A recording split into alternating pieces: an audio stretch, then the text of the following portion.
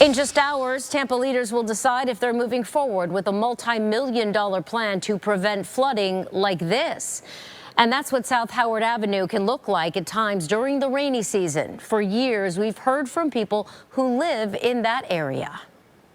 Last year, we had 10 different storms that caused flooding in our neighborhood, and that doesn't even count the hurricanes. We should all be safe in our homes, and it's just not right to be nervous every time I have a heavy summer storm to think that my house is going to flood. And maybe my house won't, but my garage will.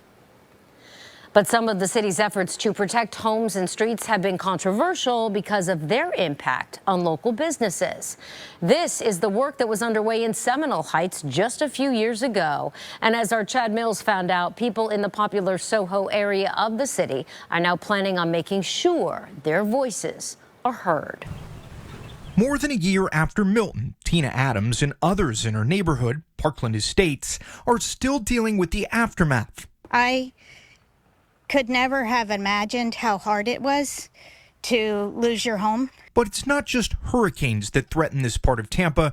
Summer thunderstorms have also flooded it. And that's why Tina's looking for city leaders to take action Thursday and kickstart an ambitious project. I trust the city engineers, and one of them had told me it would be unconscionable for them to not do this project. The South Howard Flood Relief Project will upgrade the infrastructure throughout this area. Thursday, council members are set to vote on roughly $4.1 million in funding to start some of the early work on the project, but not everyone's thrilled. It's going to be a mess. Neighbors like Pam Canella and Annalise Meyer think the project is too expensive and has the potential to be too disruptive. Where's all the traffic going to go? Through the neighborhoods? Steve Michelini is worried about how businesses on South Howard Avenue will be impacted. They think that this will absolutely create a ghost town.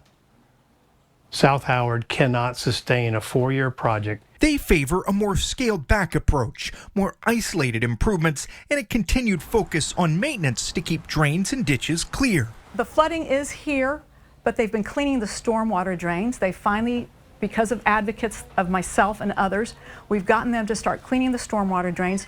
Nobody flooded this summer. But Tina thinks this neighborhood remains at risk of flooding until the entire area's infrastructure is upgraded. I mean, it's going to be hard, but I think it'll be worth the sacrifice. Thursday's city council meeting set to start at 9 a.m. In Tampa, Chad Mills, Tampa Bay 28.